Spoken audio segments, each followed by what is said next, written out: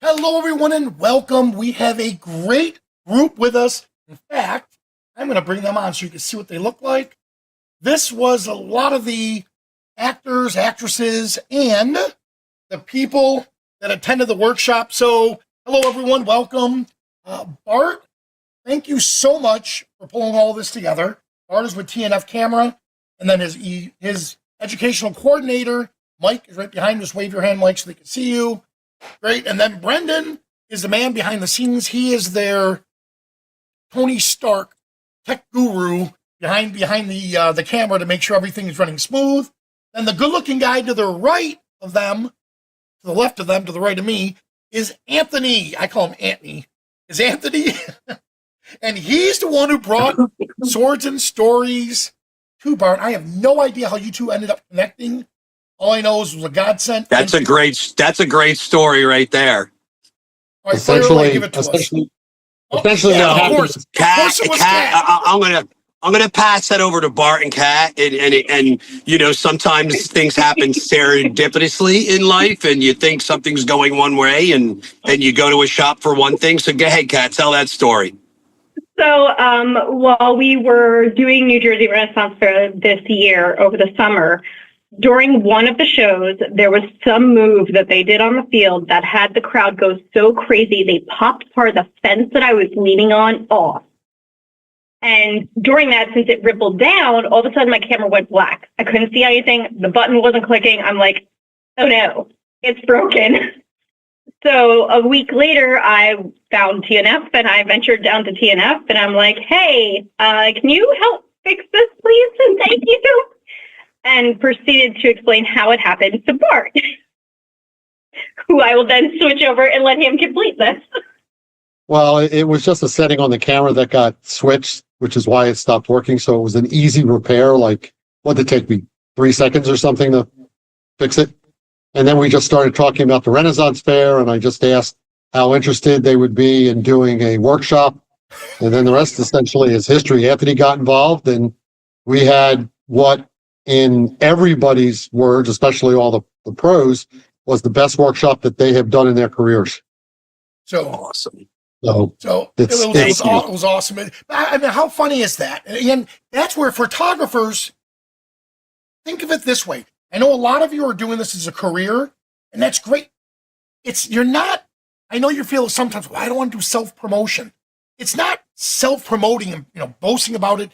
It's helping people with a problem they may have. And so you just step in and you're filling in the gaps and you're just helping them with it. Just remember that. So, Pat, thank you so much. So I will relinquish the mean pixie. What do you call it? A fairy? What were you? A fairy. Yeah. I was a fairy. Phenomenal princess. She was a mean fairy. No. And then the fairy, I'll relinquish the fairy joking around about that part of it. But overall, I'm so glad it worked. Keep this in mind. Now, for anyone watching this right now, so you have Anthony, who's part of Sword and Stories, and they go to the Renaissance fairs and all this stuff all the time. Do photographers always take your photos when you're there? Yeah. Do they always give you their photos? Yeah, so they do. They'll share photos. I mean, let's be honest, nothing to the caliber of what we've just experienced, right? Because usually when we're in all fairness, at a Renaissance fair, you don't have time. You're running and gunning like you would at an event, right? So those images you can't. Well, you could, but you can't say, "Hey, you behind Anthony, move." You got to be quick. Get out of there. Yeah. Yeah, you got to be quick. And then, it's 85 degrees out and you're sweating, so we don't look as beautiful as we do in those pictures as well. It's a lot of action shots and stuff like that. But yeah, that's, and as you know, that's kind of like the piece of the puzzle is going out there and interaction and taking selfies with people and the whole 9 yards. So it really is part of what we do. It's a big piece of what we do is that interaction. Yeah, but keep in mind, photographers, they want you to take their photos. But more importantly, they want you to share the photos with them afterwards. And who knows? I mean, you may be able to say, hey, I'm working on a new portfolio. Could I hire, one or two of your actors or actresses to do this shoot? And I'm sure they're willing to do that stuff for you. So if you really, really want to get good and build your portfolio, invest in $100, $200 and hire them. Say, hey, can I have you guys come out and just do a couple things? Here in Melbourne, Florida, the nights that I did for you were my old karate students. So they were all excited about coming to the photo studio. We did some cool stuff and we did some stuff outside. So networking is the key. I can't stress that enough. All right. So that's how we did that part of it. Now, we do also have Natalia here. So I mentioned earlier that Brendan and Natalia, there she is. I'm going to pin you. Boom, there she is. So those two, Brendan and Natalia, were Bart's interns, and they were there working the event. Brendan was behind the scenes, taking a lot of videos and footage, and he was just nonstop running everywhere. Natalia dubbed in both as a model and as a photographer and then as a videographer. So she was like nonstop. And I mentioned it to my sister, and she goes, you had that poor girl come in from college where she's probably stressed to do all those. She loved it, Maria. My sister yelled at me. So thank you, Natalia. I'll be sitting at the little kids' table at Christmas because of you now. So thank you. That's okay. So yeah, honestly, I think we all had a really great time. Good. Now, you have been doing a lot of lighting stuff with your group at Rutgers University, Mm-hmm. right? And you're part of the clubs. You started doing the clubs. I'm sure that when you went back and they saw some of these images, I bet you they were jealous as anything. Yeah, I showed a couple people because I've made a couple photography friends here, and I'm shooting for 3 clubs. So I was explaining like what the workshop is, what my job is at T&F, the people involved, all those kinds of things. Our goal is to get her a set of lighting gear. I have a meeting with my team next week, and the goal is to help support her on her educational journey, and then through Bart's mentorship, and I'll work with her also distant-wise with the lighting. How cool would it be? You're how old, Natalia? 18. 18 years old. She's bilingual. So not only can she work with the younger crowd, but she could also work with the Hispanic crowd. I mean, I'm sorry, they wanted me to do the voiceover stuff where my mouth just moves and then AI puts I don't want to do that. I would rather have real people. I think it's a really, really bad kung fu movie. And I don't want to get stuck into that. So, all right. Look at Dave's like, yeah, I know what you mean. So, we have that all set. Now, I do want to show you a couple things first. Let me just dive right in. Before I show you my image, let's do CJ the man. CJ did phenomenal with event photography. He sent me all the behind the scenes photos that he was taking, and I said, oh, so you want to become an event photographer? He goes, I wasn't thinking about it till now. I go, you captured great shots. He caught this of Anthony. So let me show you. He asked me how I would edit it. Now, I'll make it real quick. I created presets, which we're going to give all of you. So I'm inside Luminar Neo, and look at this. Look at that. One click. Let me get to it. Boom, there it is. Now, because his settings were off just a little bit, we're going to have to do a little repair. So keep this in mind. And like I mentioned before, with Luminar and our company, we don't want to force you to change your workflow. Because, like I've said, face it, photographers, it's easier to have you change your religion, your sex, and your political affiliation than it is to get you to change your workflow.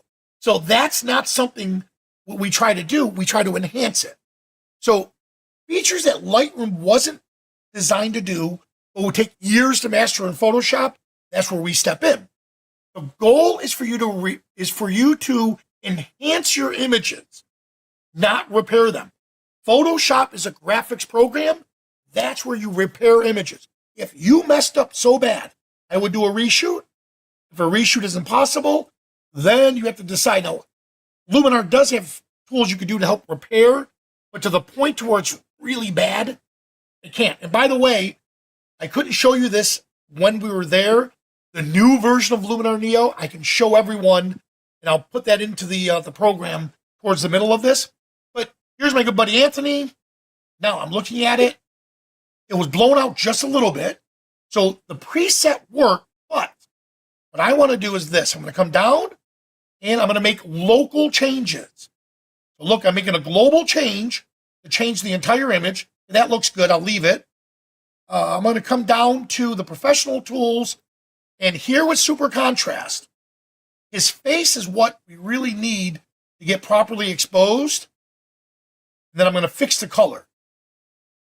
Yeah, look at that. Okay, good. Now I'm going to go fix the color. So how the tools are broken down to, you're going to live in the essential tools. This is where photographers do most of their work because it's your digital darkroom. Then you have your landscape tools, creative, portraits, and professional. Well, here, if I go to my portrait tools, you'll notice face, which we're not going to do here, but look at that. I could just relight the face if I needed to. He needs no slimming. He's already looks ripped and healthy. I can increase his eyes. Okay, and look at all the shine. We're going to get rid of that in a moment. Let me get back to the eyes. There we go. All right. So I can add a little flare underneath the eyes, which we don't need yet. Any dark circles? Yeah, just a little bit. Look at that. Just a little bit. All right. But I do want to get to the skin. And let's see if we can do some shine removal. It's not going to do a whole lot because these are damaged pixels. They're blown out. So watch how we're going to fix it. We'll go to color. I want, look at the entire image, a global change. I want to take the saturation down just a little bit. I like it right there. Oh, I like the whole thing. And a little bit of the vibrant. That looks good. Look at the difference. Just that subtle change. I click. Now, if I click on it again, notice it looks like it went to the default. Well, it's over here. Edits is called history. If you look here, this is where that tool we just applied is. Well, I'm going to apply it a second time. And this time I'm focusing just on Anthony's face. I'm going to take the luminance, the brightness of the orange. There we go. Look at that. I'm going to bring the orange down, and notice it does the entire image. And that's okay, because we're only going to focus on his face. And the red, I'll do the same. Now let's take the saturation down a bit. On the red, there we go, right about there. All right. Now, I don't want it to mess with all the other. So mask, watch this, brush. Just paint that effect we just did just on his face. I'll do that 100%. Yeah. Look at that. So here it is, before, after, look at that. And then, remember, this wasn't my image. This was EJ's image. Vignette, choose, and then, there we go. Let's get a little more inner light. There. Look at that. You see how it drew the eye right to him? Now, if you look and say, you know, Vanelli, let's say you were EJ and you said, I really want the bottom to be more enhanced. Enhance AI is that magic tool. Watch this. That one tool automatically improves color, detail, tone, and depth. What I'm going to do is I want to use it. I don't want it to affect the background. So let's go back to mask. And I'm going to brush the effect in, paint just on the lower half of the image here. And look at that. Watch before, after. Look how he brought the armor back to life. Here we are.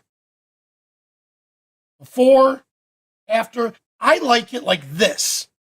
But I'm just giving you an example. If CJ or EJ says he wants it like this, there's that way of fixing it.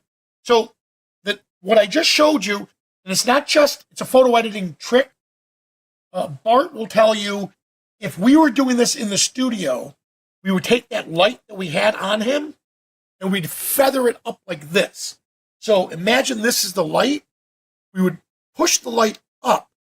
And by doing that, the lower half of his body would go darker. The top half of the body would be lighter. In this case, we had it like this. So because of how we were shooting, everything was lit. So that's a tip. If you wanted to do this on your own with lights, or you could do it inside the software. All right. So let's look at the before and after. Here we go. Before. Oh, look at that. Now, boom, after. All right. So before I go any further, any questions up to this point? Did you like the idea of local change versus global change? All right. Do you have any questions for me up to this point? No worries. I'm not going to feel bad if you don't ask a question, Kat. I mean, anyone. All right, so here we go. All right, so here we go. Now, how do you organize your images? That's huge. Here's what my suggestion to you. All right, I'm going to show you my hard drive. Now, I wrote a book years ago called 3-2-1 Backup. 3 copies of your data, 2 stored locally, 1 stored off-site. All right? Why? Well, here in Florida, we have hurricanes.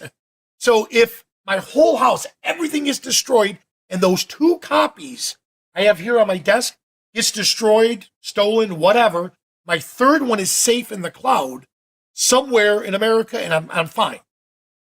If 3-2-1 backup, if one of these hard drives crashes, well, I have the other one immediately, no downtime whatsoever.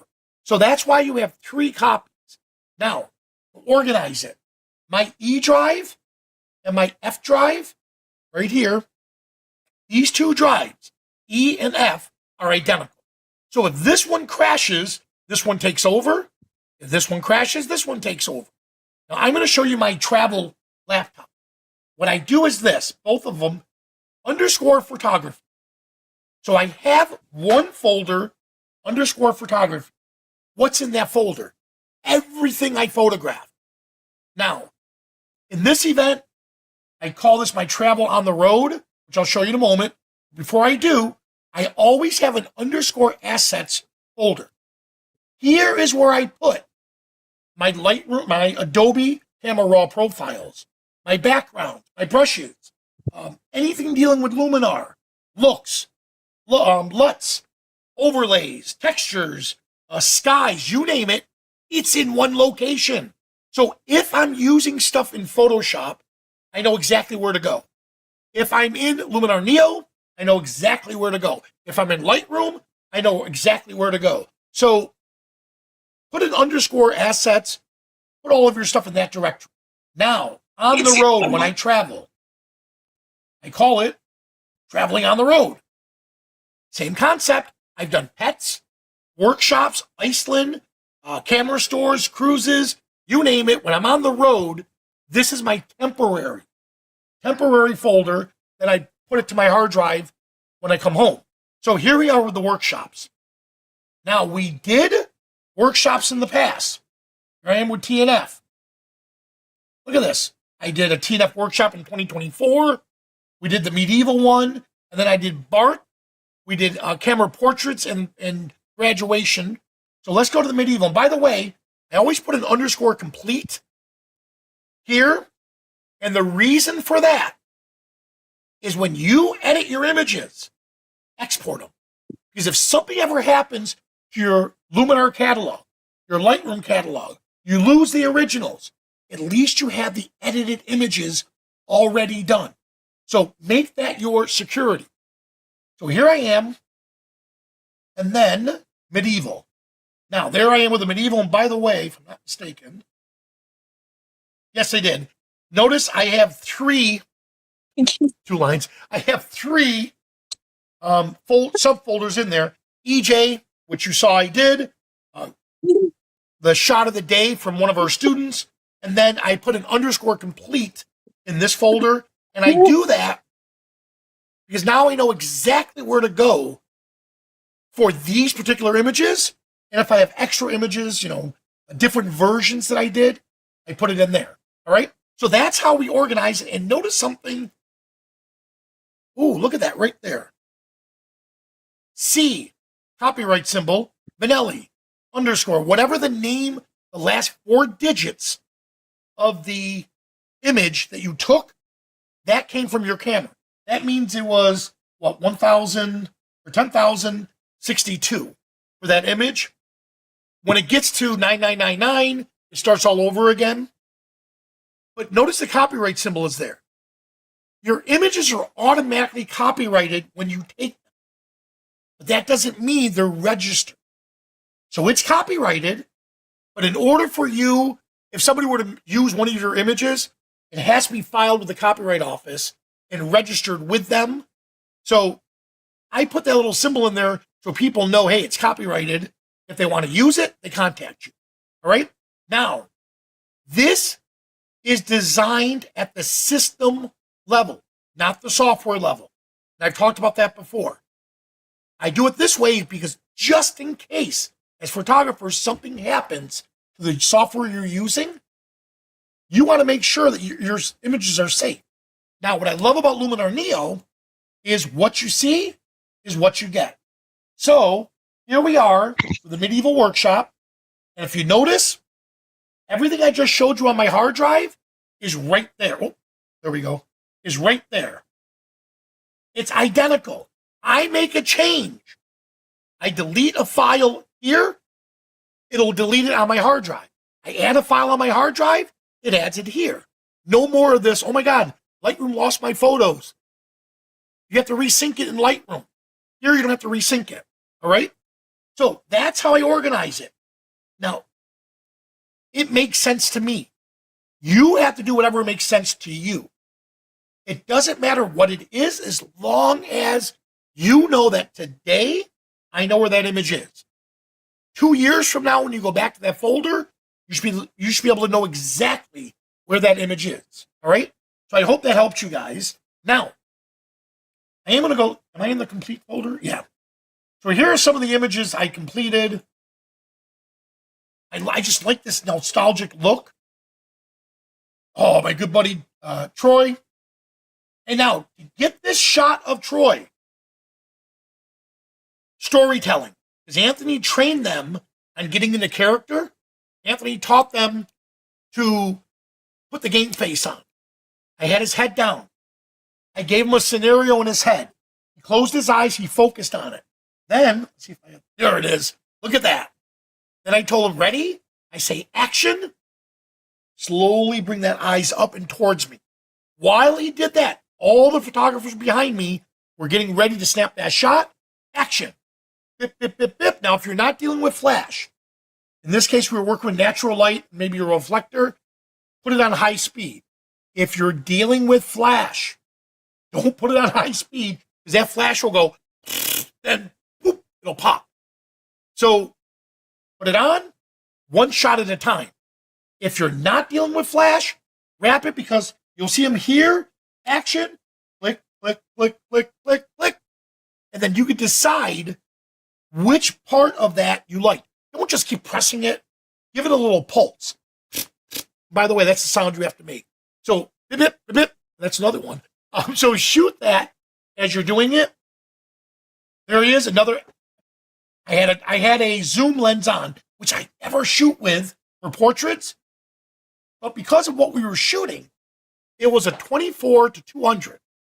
It wasn't my best lens, but I love this shot.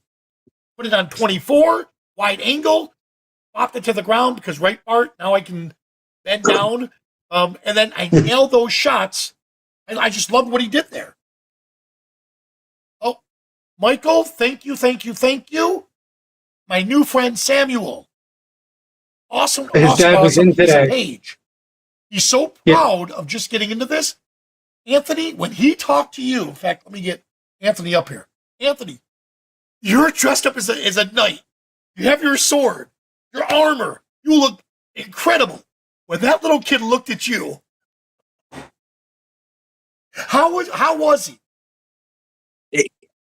You know, that's probably the best part of doing this, and I think that's the most important thing. Like when we do these shows, or we get to interact with the kids, and they see you, and all of a sudden you stepped out of the storybook, and you're wearing all the real armor and the pieces, and they're like, "Oh my goodness!" It's the most rewarding thing. I think that's what has me still doing it after all these years, is that interaction with the patrons, and especially the kids. It's the best part of it. You can't even explain it. And what advice did you give him? So a little page like that, what advice would a knight give a page? I can't remember exactly what I said, but I probably would have told him. Yeah, what would you give? I'd probably say, take a deep breath and go out there, smile, and have as much fun as you can. Yep. And then to being a page, right? To get him into the character, you told him what a page does, right? Right. Yep. Explain it to him, and explain the relationship to the knights, and how you would act, and how you would kind of get into character, and you know, I mean, look at him. He looks amazing. Yeah. You know, right. I think you let him hold your sword or touch your sword or something. Yeah. Of course, that's let a page do that or no? So traditionally, yes, if that was like a squire, a page that was underneath you, and you were training them, that would be part of the skill set, is for them to learn how to manage that equipment and then keep it up and everything. So yeah, that would be a piece of it. Right, but you saw him, and then of course when he saw Cat, his eyes went like this. Yeah, I know. He saw a pretty fairy, and I became old news. I became old news real quick. Anthony who? Knight who? I'm next to a princess. You just see his face light up. Oh God! I'm like, yeah, she's pretty, huh? I couldn't stop laughing. But he got into it. Tell me that kid's not going to go. Oh, he's homeschooled, so he can't. I was about to say, he's going to go to school, bragging to everyone what he did. Well, he's going to brag to his kids, his brothers and sisters. Core memory. We just built a core memory for him. Exactly. So photographers, when you're out there, again, like a theme shoot like this, ask them. Say, hey, look, how would it? In fact, I'm so glad.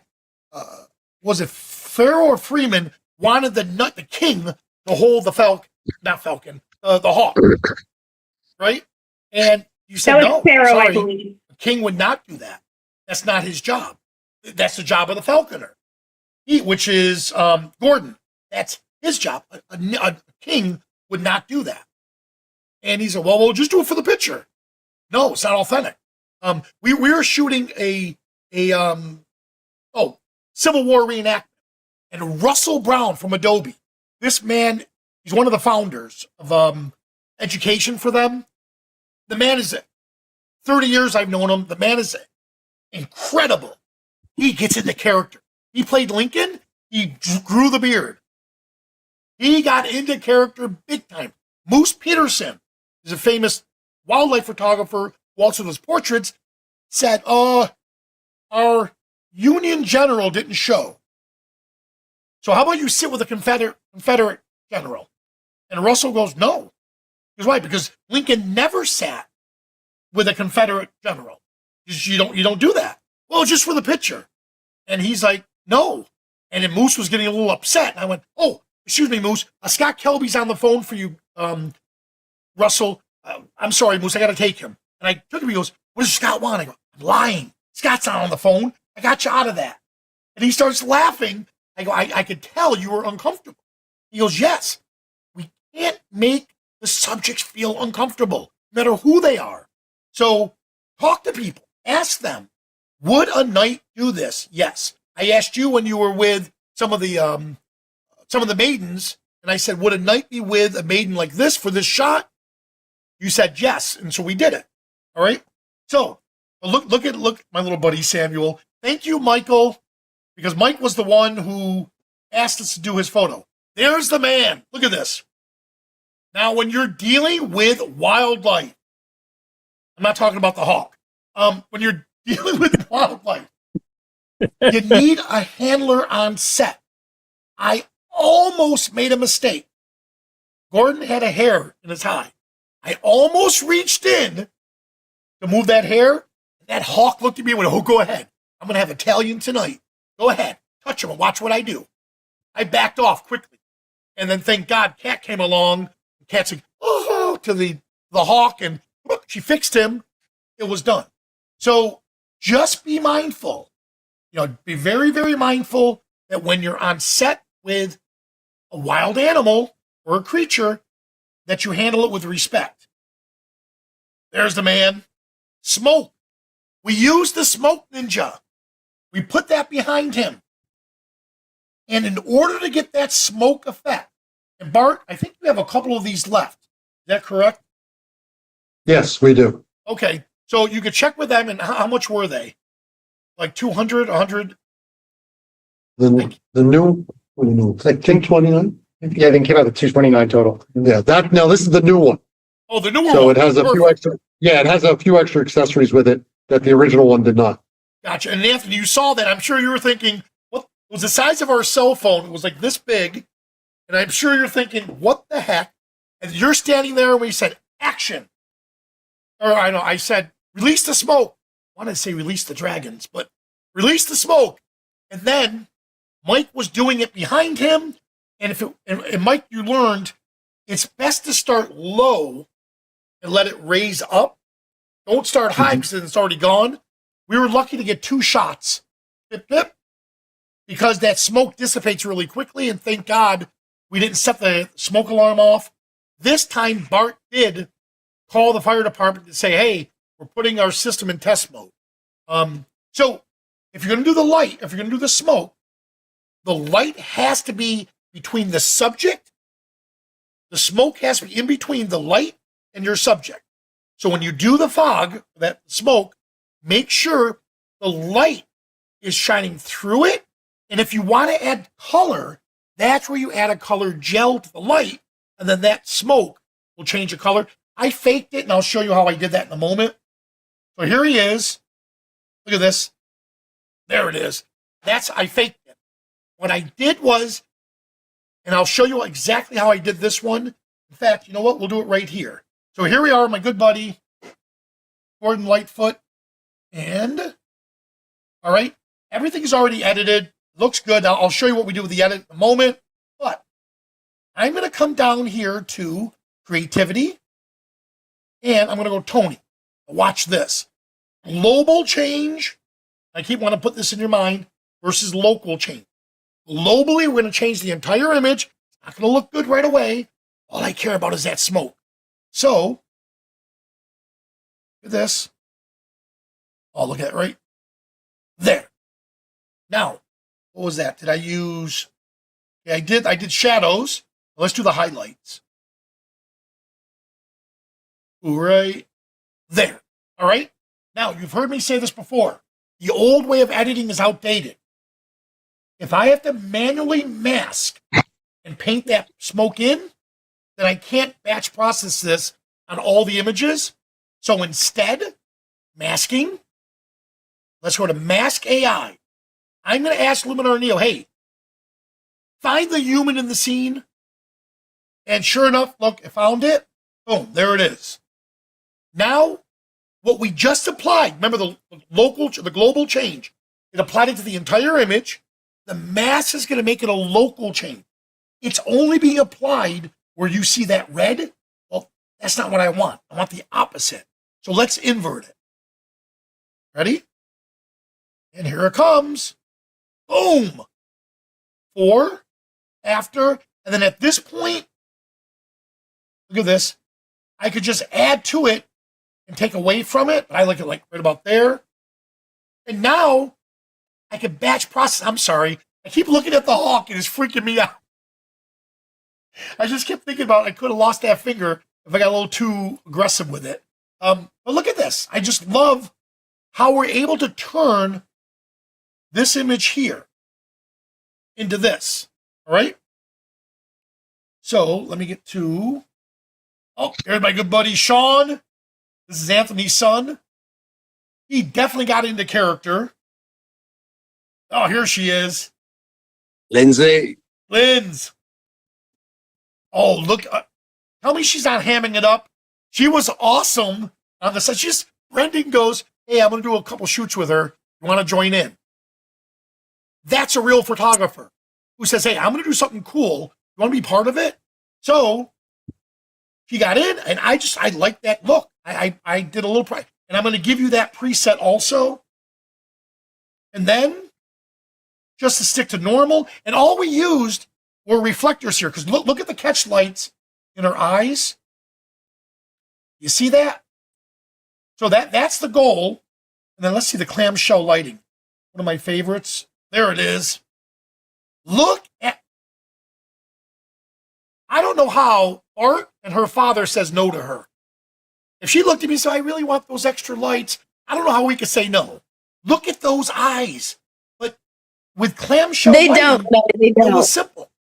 We grabbed a diffuser. So that 5-in-1 reflector that they had at the shop, you open it up, and then, boom, it's a diffuser. So it lets light in. We put that over her like this to block the sun, to make the sun come in soft. And when the sun did that, we took the reflector, we kept it all on, and we put it underneath her, and it bounced light. Her being a photographer, the first thing she did was, remember this? She reached for it to hold it. I'm like, stop. You're the talent. You're supposed to be spoiled right now. Other people will hold it for you. But as a photographer, her first instinct was, oh, I got to hold it for you. But look at that. Look. Boom. Look at that. Look how it just came in. Characteristics of clamshell lighting is flat light. There's nothing wrong with flat light if you use it properly. This just looks awesome to me. And then let me go back up. Here's my shots I love, love, love, love, love. This is V. I did a whole class on this. Notice, Anthony is staring at me. Your eyes are on Anthony now. She's looking at him. He's the center of attention. Now the opposite. She's looking at us. His eyes are down or closed. The first thing you see is her up to him. If you're a wedding photographer, put this in your next roundups. Put this in your workflow. Have the bride look at the camera, groom looking down. Of course, get the shots where both of them are looking at the camera because they're both center of attention that day. But how cool is that? And then look at this. Bart, what do you think of this shot? In terms of, Overall, shot of the day, right? I wish I took it. oh, it's really, I wish I took it. Look who took it. Turkey. Look at that. And guess what? She was the one who said, She is here. where is she? Where is she? Hey! No, that's right. Karen, both of them, they are partners in crime. So I had the best investment at your place, Bart. I paid each of them $1 for their images, and they each gave me their best shot. So she said, well, I said, I trick people and say, who considers themselves an amateur? Well, why? Well, I never got paid. A pro, yes, it means being professional. Guess what? You should always be professional, no matter what you do. Pro means proficient. And if you're proficient with what you do, then you're a professional. You can earn a living at this. So I said, well, why aren't you a pro? Well, I've never been paid. Come here. Here's $1. I gave her $1. I want your best image today. She ended up taking the image. And so did Karen. Now, thank you, though. I said to her, I go, look, I'm so sorry. I got to do this to you. What angle did you shoot that at? She goes, I was down here. I did this. And I said, I'm going to steal that shot, too. I got to get that same shot. I love what you did. That's the equivalent of landscape photographers walking over when somebody leaves and they stick their tripod in the exact holes that the other person had and they take that landscape shot. That was the equivalent for a portrait guy. But we had a great time. I loved what you did. I loved it. It was a different, and her face, I kept telling my team, her face, right? When you got that shot, you knew you got that shot. And looking at her at the back of the camera, you went, oh. I mean, what was going through your mind when you did that? You could unmute. So, I don't normally do very good when I take pictures of people. That's a struggle for me, to visualize it and to make it happen. So when I saw that on the back of the camera, like I was shocked that I actually got what I saw in my head. I It mean, was just, I don't have to edit this. Oh my God. This was a great shot. And I apologize, Karen, I don't have yours here. But look at this. Beautiful angle. We got the lighting just right on. Now, here's what's cool. I used the Rick Freeman's law of exposure. Expose to the element you can't control. So, right, we took a picture without the lights. What does the camera think? I put in auto ISO, took the shot, looked at the settings, dialed it in manually, took it off auto ISO. Now, Anthony and V were dark. That's where the light came in. And then the power of the light to subject distance, and the power of the light is what decided whether or not they were lit properly. A light meter would be a perfect to use. I purposely did it without it, and you knew, right, is if it was too bright, lower your ISO. If it's too dark, increase your ISO. How easy is that? Instead of thinking of 5-element exposure or ISO, shutter, f-stop, light to subject distance, power of the light, we're photographers, we're creative. When we do stuff, we don't want to think technical, we want to think creative. But how easy was that just to think, right, in those terms? Was that helpful for you? yes, very. It made a lot of sense.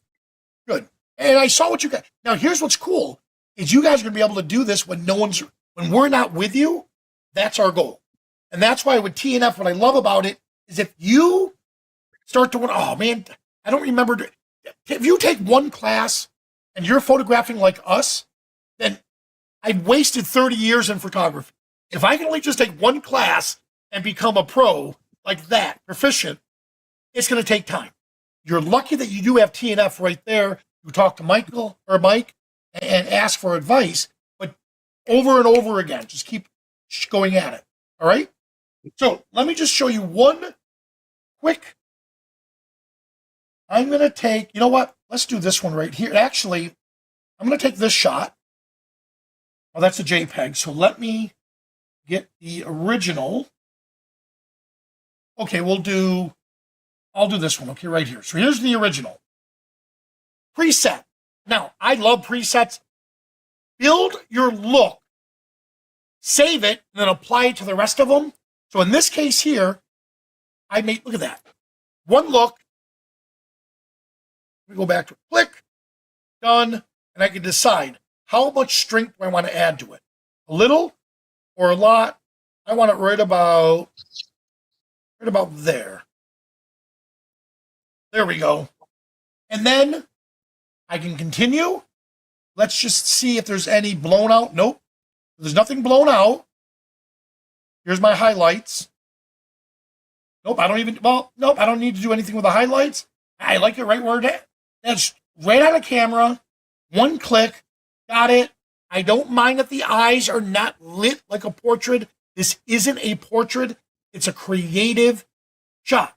I know Rick Farrell was like me. Oh, God, what did you do? It's not a traditional portrait. That's the purpose of this. So look at these. So how many shots we did? 1, 2, 4, 8, 12. We didn't do it. Look at it. So these were rapid shots. Because look, I may have caught her with her eyes closed. And look, see, slowly open, boom. So in reality, and maybe we shot, 4, 12, 16, 22. So in reality, we have one look, 2 looks, 3 looks. I don't like that one because her eyes were too far. So I have 2 looks so far. 3 looks. There we go. Now she fixed it. 4 looks. And 5. All right, so I got 5 looks out of that set. And we were there for, hopefully it does it. Let's see. And keep in mind, people were shooting in between. Okay, nope, it's not giving me the time. Oh, yeah, it is right here. 1808 to Oh my God.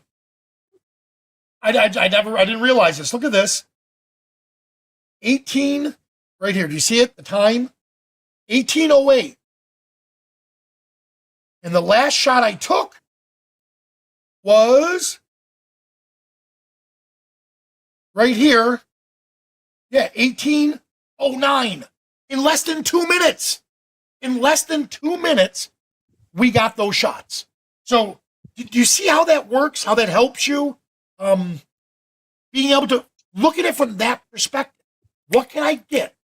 I want to do be the most creative in the least amount of time. So I would have loved to spend an hour with Natalia. We didn't have that much time. We had less than 2 minutes.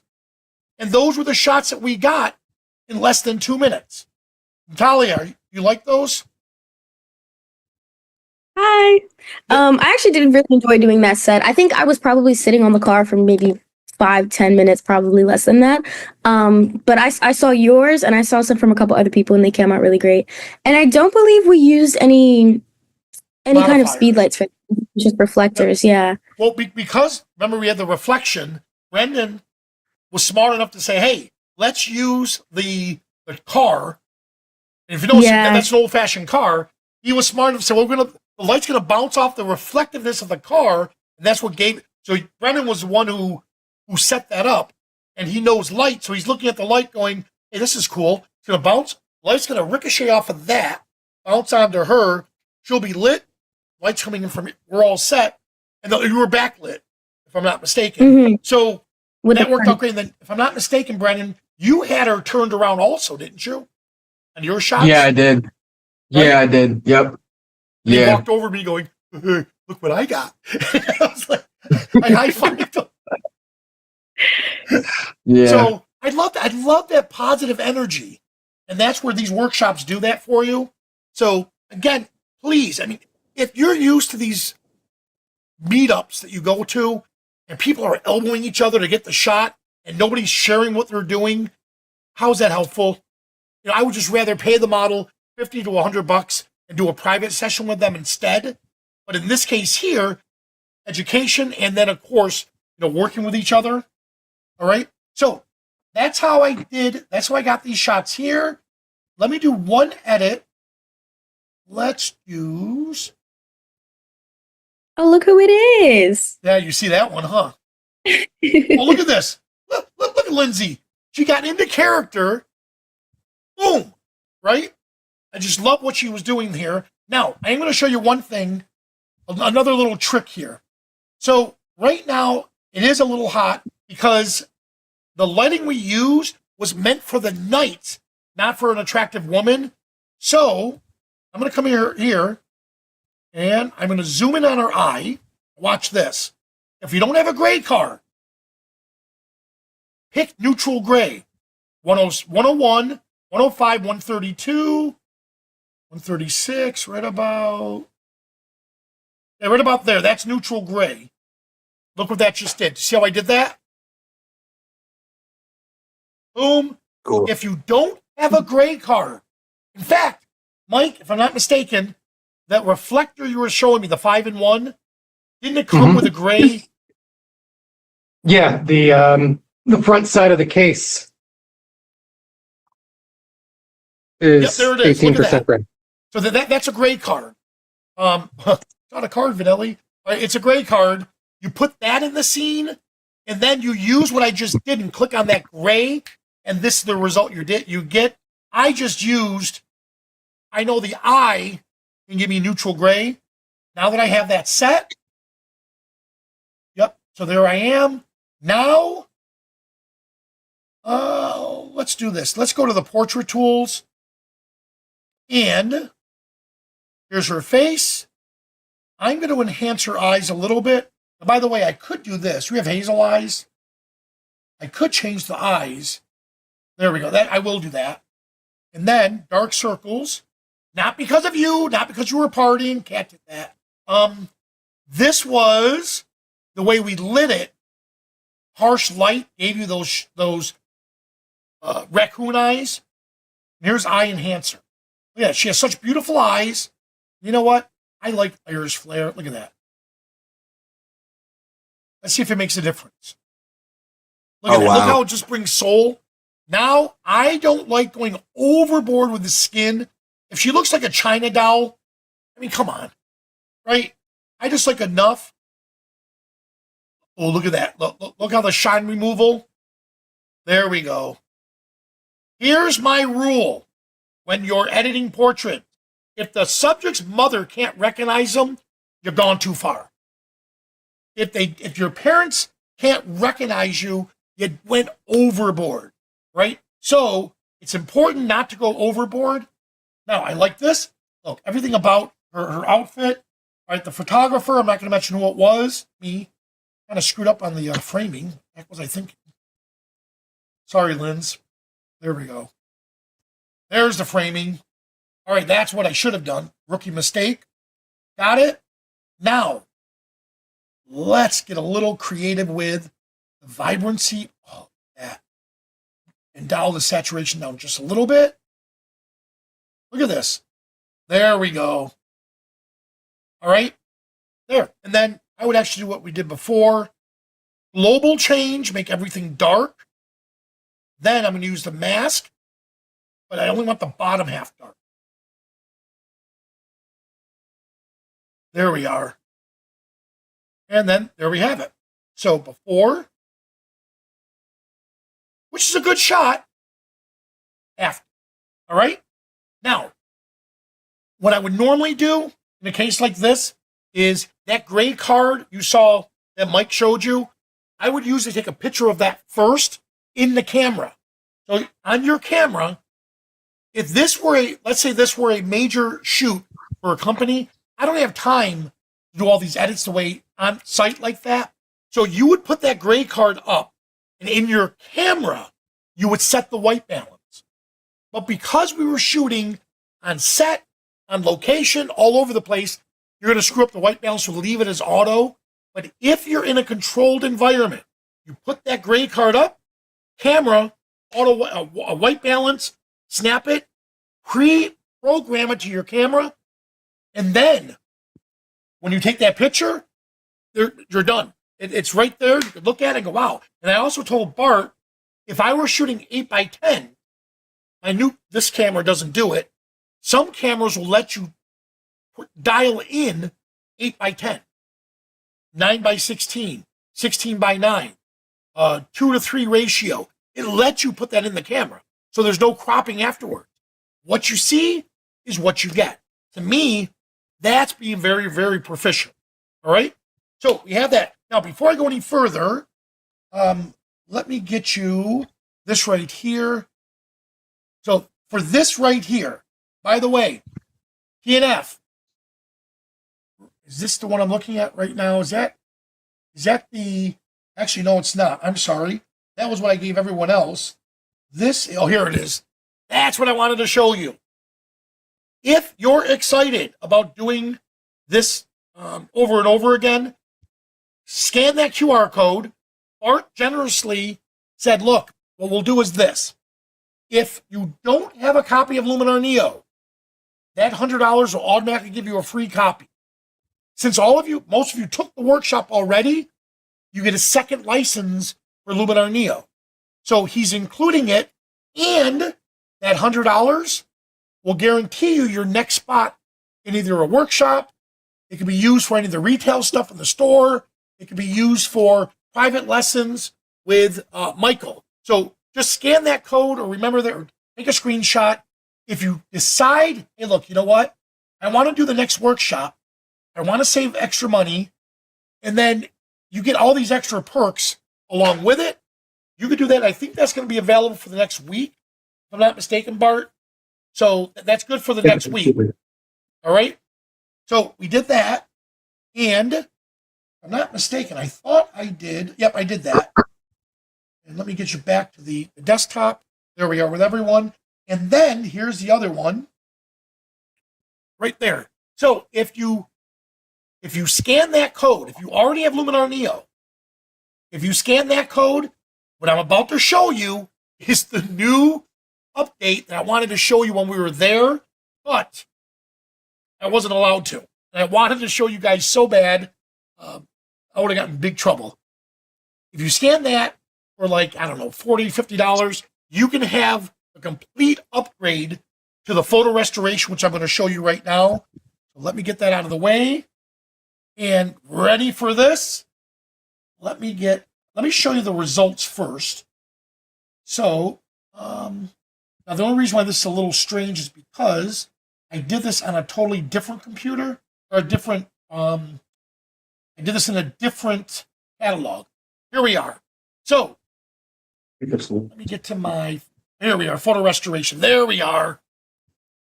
Look at these images. T&F Camera gave me these shots. You guys do photo restoration now, right? Well, you've always done it. And Yeah. their main guy, they have 3 mics in the store. The other mic is in charge of doing photo restoration. This is my parents. Look at these. These shots. In fact, let me grab the camera. Those shots were taken. Well, this one here, 1949, my parents' wedding. My father took these other family shots with this camera. How cool was it? There's my mom. I don't know. I got so choked up. The fact that, wow, this was the camera that took that photo, and then it was damaged where our family wasn't really showing them to my nieces and nephews because they were just old photos. Look what I did. I sent that to them, and this isn't part of my family. This is one of something that T&F had. Look at this. Oh, this shot here. Wait till you see the before and after. I started sending this to my cousin. So my cousin sent me a cell phone picture of a picture, and I redid it for him. My family's wedding. My father. Here we go in the wedding again. Oh, this one made my sister cry.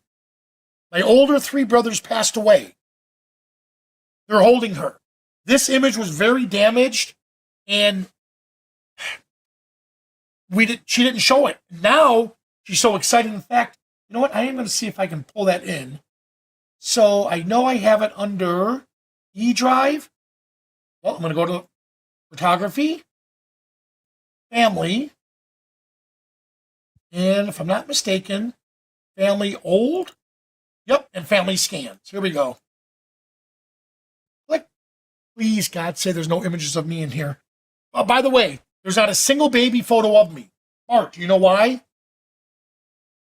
They said I was Not a adopted. clue. No. I'm the last of 6. They stopped taking photos. I'm like, what the heck? So before I went to a Catholic school, I won the baby contest. And I started crying. His sister Tony goes, why are you crying? And I stuttered as a child. So it took very hard for me to get the words out. I said, it's a picture of my brother Tommy. I cheated. The nuns came over that Sunday. They always did every Sunday for dinner. And Sister Tony said, Miss Vanelli, Robert won first place in the baby contest. My entire nobody stops eating in an Italian family. All of my brothers, what? Whoa, Robert, you cheated? And she goes, what? No, there's no baby pictures.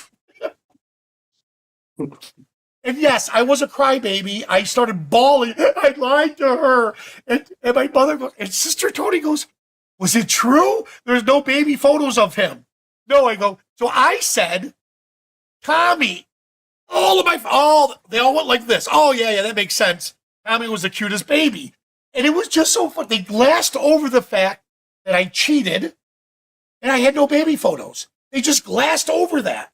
So when my sister sent these pictures of me, or my family, I did take all the old family photos, my cousin Nick. Look at these. Look how bad these photos were. That one photo you saw of my mother with her friend, right? I mean, look, that's what it looked like. And then this is what we did with it. Look at that. I'm so excited to print these in a book for my nieces and nephews to check out. Now, let me make sure T&F, they gave me, like this image here. When you see the original, let's see. So I know I did, ecosystem. Oh, God, ready? Where is it? Oh, look at this. There it is. Look at that image. All right. And what I'm going to do for you is this. Drag. It's real simple. Drag and drop. And this one here. Look how damaged that image is. But let's do this one right here. Drag and drop. Your choice. Do I want to convert it to color? Here. Full does color and scratches, or just color or just scratches. I'm going to do all of it. Restore. Now, it is going to take a little while for it to render because, again, it's using AI to enhance this image. So while that's doing that, let me get to the photo restoration ones. That image I showed you of the damp, look at this. How, wow. I mean, I'm speechless. That image came from this one.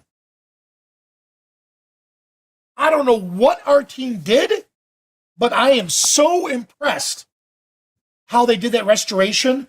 I'm floored. So what that means for you is you could go back to old family memories and do the same thing. Now, everything I showed you by the relight tools and stuff like that, all of that, because you have Luminar Neo because of the workshop, all of that is included.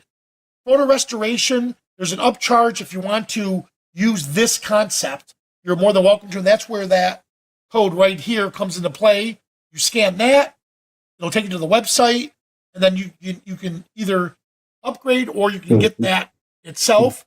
But I mean, I'm just floored. And by the way, this is taking a little bit longer because I'm doing a bunch of other stuff behind the scenes. If you're going to do restoration, close out of Zoom, Photoshop, anything that's chewing up your memory, and just run it, it'll be much faster. But here, I'm sharing system resources, all right? So once that does it, and Bart, thank you for letting us use these images. There it is. Look at that. Look at that shot. Ha.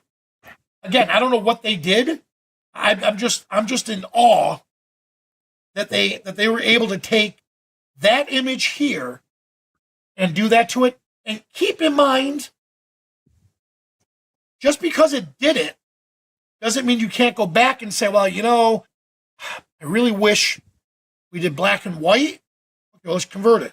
There it is. There's my black and white. Maybe add a little tone to it. Maybe that silver effects type. Right about there.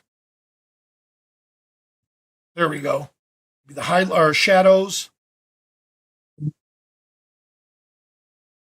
And there we go. All right. You could do that with it, or you can even come in, let's just say matte, and give it that nostalgic fading type look to it still. So you still kind of capture some of that stuff. In fact, actually, now that I think about it, the shots I did of you, Natalia, I should have done that, the matte feature on it. And by the way, this image here of my parents, when I originally did this, I'm laughing. Bart is a wedding guy. Look at this. The photographer left all of this garbage in the scene. Look at this, for the love of God. Right?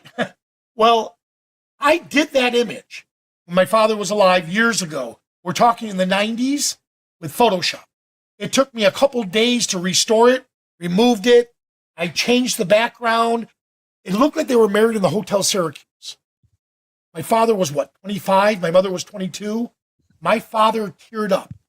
He goes, Robbie, that's the wedding I wanted to give your mother. And he just all choked up. And I'm like, oh, I bet your mom would have loved it. He stopped crying in a second. Oh, God, no. Oh, no, your mother would have been upset. I go, what? Rob, mommy was simple. She would say, no, that wasn't our wedding. I'm proud that we started from humble beginnings and look where we are now. Don't edit that. Maybe get rid of the extension cord. But I'm sorry, no. You leave it as is. That taught me a valuable lesson. Just because we have the ability to change and modify images doesn't mean we always have to. So you have to rely on the subject and the client. And Now, if they said, yes, I want to look like my father, make it look like Hotel Syracuse, I will. But if they say, no, I want it to stay more towards the original, then I do that instead. All right? So I hope this helped you guys. And yes, I would love to answer any questions, but one more time, let me show you. We are planning more events. I did it again. Let me get back to it where, it's certificate. There it is. So if you want to be part of what Art is coming up with, I know you talked about a Civil War reenactment. You guys have a bunch of classes you're doing.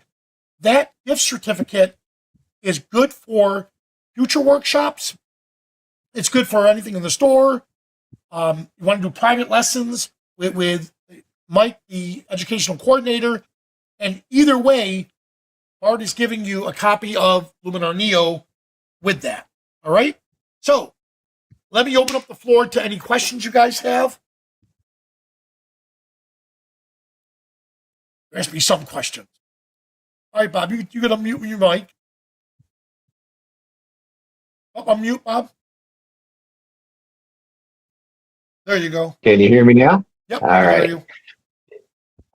I've been playing with Neo since the workshop, and a couple of my pictures I think you've seen online. I don't know if you recall them or not, but my question is: the program itself is storing all my cache data on my Microsoft online site or online drive, which is clogging everything up because I use just the basic I know minimum. what you did. How can I want to get that so I can store it on my external drive where I store everything else. So perfect. So here's what you do.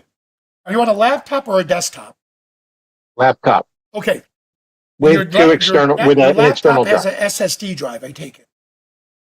It does have an SSD drive, Okay. yes. So you want to put, whether it's our product, whether it's Luminar catalogs or Lightroom catalogs, always put that. The catalog you leave on your fastest drive, your internal drive. Your images are on your external drive. All right. So what you do is this. Right here, because my external drives are very, very high speed, when I travel, I keep it on my C drive. But my D drive is my internal in my laptop. I have two hard drives, and they're both SSDs. They're 2 gigs each. So notice right here, I have _ Luminar Neo catalog. Here is where I made that. Traditionally, it goes into your pictures folder. I like to have my catalog, so I know where all my catalogs are. This is where you would create it. So if you're inside Luminar Neo, I am. Yep, you go here, File, Catalog, New Catalog. Well, what I do is don't put it on your external drive. I put it right. Well, I know it's on my D drive. There we are. And by the way, I put _ because then it shoots it up to the top so I know right where it is. Now I'm going to put this here, and let's just call this, let me think, Bob, right? Yep, Bob. Bob catalog. Sorry, Bob. Erase me. All right, so I put it there. Now it creates whole. Bart, those are my Cantonese shrimp, Cantonese shrimp senpai. So, you like those? All right. So it creates a new catalog with no images in it, and then from here I would click folder. Now I go to my D drive, photography. I know it's under my travel workshops, and here it is, T&F. I just want to, if I click this, all of my T&F images are coming in. I just want the medieval one.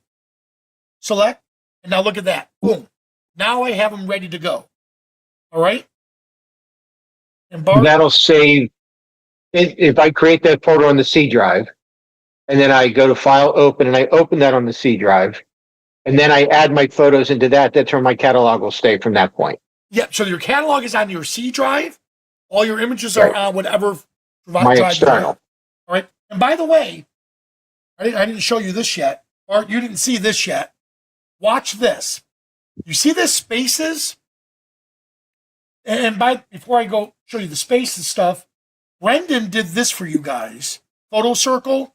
So if you just scan that, you can look at all the images that that everyone at the event took, and you can upload your own through there too. So you can scan that there. All right. So here's what we came up with. I'm going to take this one. Actually, you know what? Let me do this. Medieval. Complete. I'm going to select all of these. Except this one. Because I have this one here. I don't want that one. The rest look good. Probably look good, good. All right, good. So I have all the images I selected. Ready? Export. Oh, publish to space. The new version is going to give you your own little portfolio. Now, here's the secret. Don't put every image in that portfolio. It's not meant to back up your photos to it. I only want to publish. I'm going to publish. Right there. Back to it. Export. Publish. New space. Let's call this Medieval. Medieval. Yep. Medieval Workshop. T&F. T&F Medieval Workshop. Publish. Now, it's going to take those 27 images and create an online portfolio for me that I can share with my family and friends. This I would share with Anthony. So his group doesn't say, hey, Vanelli, could you give me that image? Troy calls up. Hey, I love that. Could you send me the image? Gordon calls up. Hey, could you give me the image? Kat wouldn't call up. Kat, I don't know why Kat wouldn't call. But Lindsay would call. And Lindsay would say, hey, I had that image. I know why Kat didn't call. So I apologize, Kat. I didn't get to take your picture like I wanted to. So I share it, Facebook, or copy the link. Now I have the link. I can send it. They open it up. And voila. There it is. Now they could download it. They could share it. They can pick on the image they like. Look at this. You can download that image. Why am I excited about that? Christmas in Syracuse is coming up real soon. You know what's going to happen? My family's going to sit me in a room, hopefully with windows, and they're going to make me scan all my family photos and do all these pictures. You know what happens at the end of that vacation? Every one of my nieces, nephews, cousins, uncles, aunts, you name it, are going to say, hey, could you give me a copy of that photo? Guess what I can do now? You know what? Oop, here's a link. Download to your heart's content. So I'm inside Luminar Neo. I just take that image, export it. Boom, I can even export it to my phone. I want to connect it to my phone here. If I take an image, which Mike and I did, we took images with a phone, brought it from the phone, edited it, and then it appears in Luminar Neo. We finish our edit, and then send it off to Natalia, and it's done. So how neat is that they added that in right here, public spaces, family restore. Oh, there it is. So all of my family, there it comes. The images that I restored from my family, I'll give them this link. And now I don't have to send them out to the 2,000 of them that are going to be asking for it. All right? Give it a second to render. What do you think of that, Bart? Do you like that new feature? I like that a lot. Yeah, and I'm sorry, Makes things a lot I easier. still have Slick Pick Portfolio. I still use that for my clients because that I can put high-res images on. Here, look, I updated it. There it is.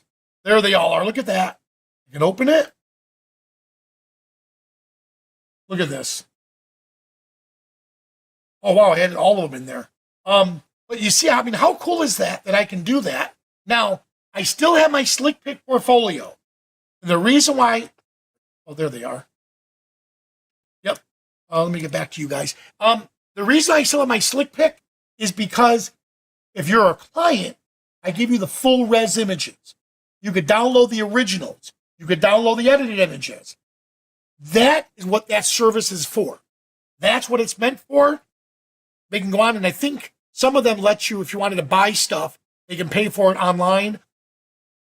But again, if you're doing this as a photo enthusiast, and you're like, look, I don't want to pay extra money for a website, here's your chance to do that. But again, don't put all of your images in. Be selective, do the best of your best, and then send that link out to other people. All right? So, I hope that helps. I have a question. Yep, fire away, David. Is there a limit to how many spaces that you can create? I told my team, photographers don't think like that. You're like the 7th person today that asked me that. So I was wrong. I will admit I was wrong. Yes, I think it's like 5 gigs, but think about that. Think how many images you can put up there, because it takes it and renders it down to the preview size, because you don't want it to be full res on a cell phone. So, you could put quite a bit, but like I said, don't upload thousands and thousands and thousands. Just do the best of the best.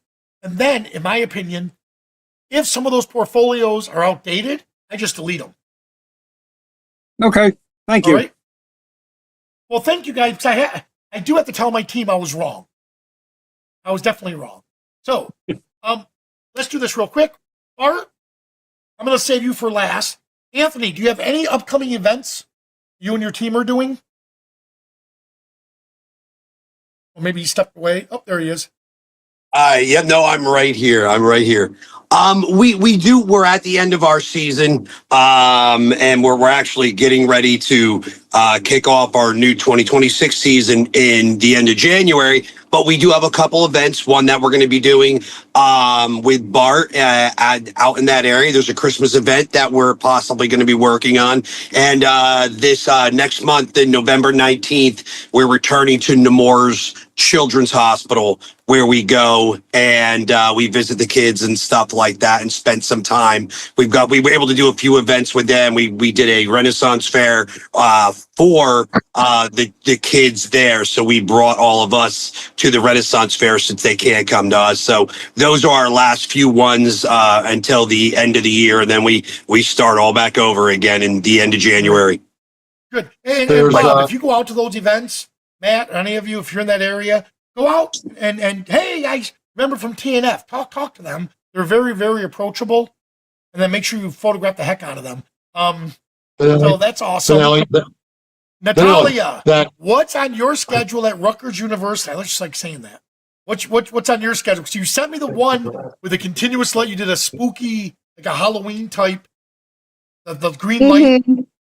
Yeah, so besides midterms, I do have a couple cool shoots coming up. I've been able to, so I shoot for our photography club as a member. I shoot for our fashion magazine, and I was actually entrusted with having my own shoot for the publication, meaning I was the only photographer there. I was directing it, so that made me really happy. And then I actually recently just got invited to join the official media team for the modeling club. So yeah, we've got a couple cool things in the works.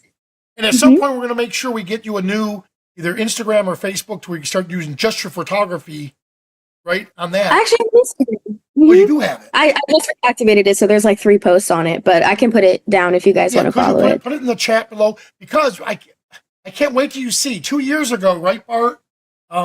You took those 2 on as interns, and look at what you've helped create with them, and then we help nurture. My goal is for you to see more of their work and get really, really excited on that. CJ, what's next for you? Because you got big shoes to fill with these 2.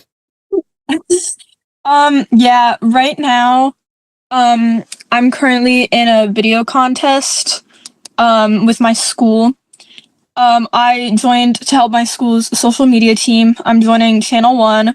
And then once I graduate from CC Tech, I plan on kind of following Brendan a little bit, and I plan on going to RCSJ to study business there.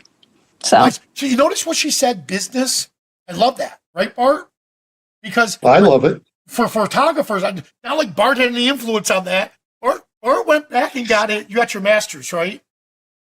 I got my MBA. And yeah, if I'm not mistaken, you were like the top of the class. And I'm sure those kids loved having you in there. Oh, I don't know about that, but I had a lot of fun. And not that it's I not just get that so it's excited. but not that it's a surprise to anybody. Is that not that it's going to be a surprise to anybody, but I'm going to go back and get my doctorate starting year from January. Because when he starts Fantastic. teaching, I can call him professor. Okay, Bart. You'll call him doctor. Mhm. So a lot of We'll see. martial artists did that. You spend so many years teaching, they call you professor. So instead of grandmaster or master, hey, Professor Chow, professor this. I'm like, what are they a professor in martial science? I'm like, wait a second, what? Where did you get that? Life experience. Oh, okay. Gee, 40-something years I've been in the martial arts. But I would love to call Bart either, like when we go out to eat, excuse me, can we have our table for 5 under Feldman? Dr. Bart Feldman, please. And you know we're going to get pushed right ahead. But I love the fact, CJ, that you are doing business because my niece, for example, opened up a lawn care company.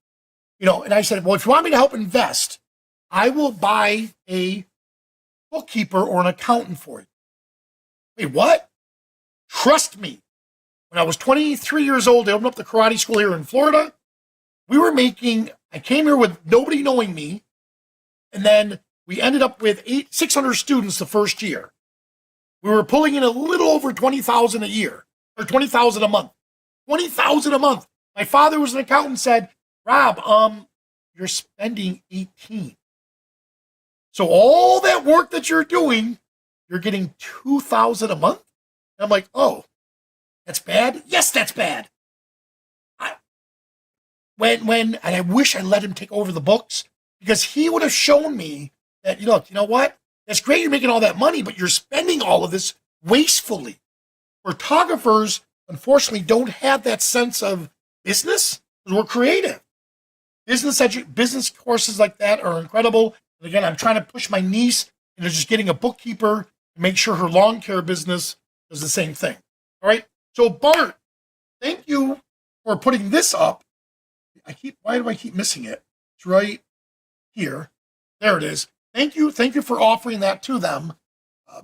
That's very, very, to me, a very generous offer that they can also get the Luminar Neo with that, along with applying it to anything you guys are doing. Bart, what do you have plans in the future? Well, we have more workshops coming up. We won't really announce most of them until January, but what happens then is we'll announce the full year's worth of events. Classes continue. They're on the calendar now, so that people can go to the website and see what classes we're providing. KEH camera is going to come back, so if there's more gear that people want to get rid of or unload, KEH will be here to purchase that. They will probably be here 3 times this year, as opposed to the 2 last year, so you'll have ample opportunity to do that. Also, Anthony had mentioned that event they're going to be doing with us. That's Christmas on the Avenue. I believe it's December 6th. It's the first Friday night and Saturday in December. Right. There's also an event. Yeah, there's also an event, and I don't think we have a date yet, but at least some of his people are going to be at the Cumberland County Library, probably doing a children's program, which should be a lot of fun for the kids. The library itself gets a lot of little kids that should just be ecstatic over seeing, Anthony and some of his people. So that'll be a lot of fun. And then coming up in the next year, there are a number of middle and elementary schools, at least around here, that are probably going to talk to him about setting dates and having him come in with his people to talk to their kids. So there's a lot of outreach going on. It's just been an amazing opportunity to work with Anthony and all of the people that are associated with him. I couldn't be more thankful that I ran into Kat by accident and that we were able to get together and make this whole thing work. I'm looking forward to us being able to associate with that, all of them for years to come. Awesome. And Bart, we also That's have awesome. Rick and Rick will be coming on next week. Right now, both of them are traveling. I spoke with Pharaoh in this right. week, so he's at Disney. Again, those two guys, and by the way, CJ, I'm the youngest of the whole group. For the love of God. CJ goes, are you the oldest out of all of them? Yeah, he is the youngest. I have a 10-year-old that acts younger than you, or that acts older than you. So those I got to tell you that the amount of work that they do is amazing. Freeman is probably 42,000 miles or feet in the air right now. He's flying off to a workshop, so he's gonna be gone this whole week. But they're all excited because next week they're going to be doing their version, and they're going to talk about the lighting setups and what they did to capture their shots. So Bart, thank you for hosting these. And again, just let all your friends know that we do have part 2 coming up. All right? Finale. Part 2 is going to be a little bit more specific in terms of the lighting recipe, why they place the lights in certain positions, what about the exposure, a little bit more detail in how they took their shots, and obviously they're going to show their pictures when they're doing it. I talked to Pharaoh tonight. He's getting me dates. Friedman, as you said, he's actually working a job in Texas, so he probably has landed by now, but, knowing Rick, who knows with Rick? It's just hard to say. So we're excited about having them come on and do this again, and it'll be different from what we've done here tonight. This workshop, and I've said this before, is Vanelli has mentioned it. Both Rick said it independently and Pharaoh said it again tonight, that this was far and away the best workshop that they have done in their careers, and those two in particular have been doing this for like 50 years. So we were very happy. CJ, did you hear that? I was a little boy when they were all doing it. And a lot of that obviously has to go to Mike behind me, because he was the one who got a lot of this organized. Natalia, of course, worked a lot of this over the summer and got us organized and started putting that schedule together. And then Brendan, of course, behind the scenes. And then there were a lot of people, which Mike is going to speak to in a second, that made so much of this possible that wouldn't have happened without everybody putting in a lot of time and a lot of effort. And then, of course, to all the people who came out and worked it and enjoyed it. And that's really what we want to hear, is what you liked about it. We appreciate the testimonials that we were able to get. Have they started running? Better what? Oh, no, not yet. The testimonials will start running periodically, so that they'll come out over the next 3 months, a little bit at a time, so other people can come and have an opportunity to learn and experience this. The next workshop hopefully will be equally as exciting as this one, or the next few, and we'll go from there. But I know Mike's got a few things that he wants to add in, so I'm going to kind of turn it over to him. Yeah, I mean, honestly, the big thing that I want to add, obviously, thank you to everybody that came. Thank you, Vanelli. Thank you, Luminar. Thank you to the Ricks, who, I'll thank them when I see them next week or whenever we do part 2. But really, especially for those of you guys that came, if you saw, the chapel, the doors on the chapel, the waterfall apparatus for the bridge, everything that you see out there that we shot with, it wouldn't have been possible without Donald Hill, Dave McLennan, and Angie Long. They volunteered hundreds and hundreds of man hours, put a lot of sweat and effort into that outside of their own, whatever time that they already have committed to other things. Don and Dave may be retired, but Angie still works full time. She's a teacher at the Carpenters Union School. She's actually been back and forth between here and Austin. I think, we saw her for, I think 30 seconds the other day, and then she was back on her way to Texas. But really none of this could have been possible to have the sets we had for you guys without them. And keep in mind, for you photographers, talk to them. I know they're going to rent out the workshop in the woods, the wood area. If you need to do weddings and stuff like that, check it out and talk to them, because that's a perfect place. You go to a local park, I know like in DC, you always have to get permits. Here, if you're disturbing people while you're shooting, you have to get a permit. Permits are really expensive. So if you want to enhance your skills, and I know, Mike, I kind of, how do I put this? I kind of asked Mike to come up with an affordable lighting package. You want to get people excited. And I know you have a reflector, and you also have a 1 light kit, 2 light kit, and a 3 light kit. So check out their store, because each of those kits comes with education. And then that's the key. So for Luminar or for Skylum, our goal is education, whether it's photography, photo editing. We want to take partners like Art and this team and bring an educational platform to there to make photography better. So for that, we thank you guys so much. All right. Any other questions or any other statements? I'm Steven. That's it.